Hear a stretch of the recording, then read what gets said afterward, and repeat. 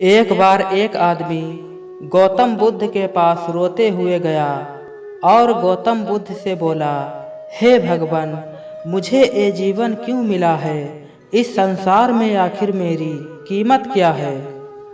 महात्मा बुद्ध ने उसे एक चमकीला पत्थर देते हुए बोले, जाओ और इसकी कीमत पता करके आओ, परंतु एक बात याद रखना, तुम सिर्फ इसकी कीमत पता करना, लेकिन इसे बेचना मत। वह आदमी पत्थर को लेकर बाजार गया और एक सब्जी बेचने वाले से पूछा, इस पत्थर की कीमत क्या हो सकती है?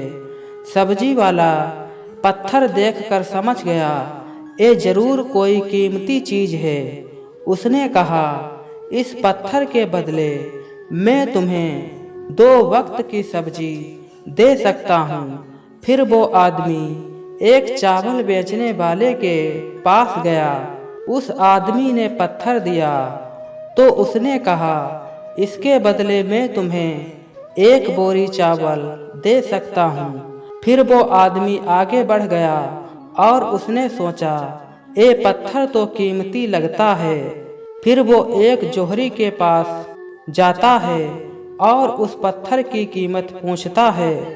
जोहरी उसे देखकर पहचान गया कि यह तो हीरा है।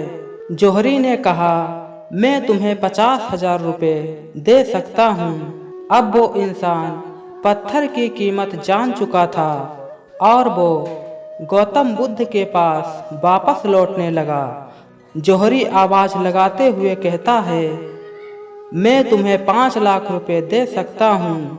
लेकिन वो आदमी रुकता नहीं। जोहरी ने उसे रोकते हुए बोला, मैं तुम्हें अपनी पूरी दुकान दे सकता हूँ, ये पत्थर मुझे दे दो। लेकिन वो आदमी रुका नहीं।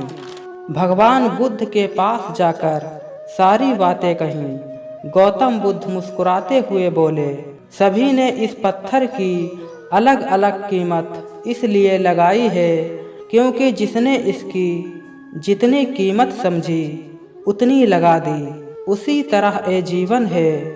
हर आदमी इस पत्थर की तरह होता है। लोग जिसे जितना पहचान पाते हैं उसे उतना ही महत्व देते हैं। लेकिन मनुष्य और हीरे में एक फर्क होता है। हीरे को कोई और तराशता है, लेकिन मनुष्य को खुद अपने आप को तराशना पड़ता है। मनुष्य जब अपने आप को तराश कर प्रकाश बिखेरता है तो हजारों उसकी कीमत बताने वाले मिल जाते हैं।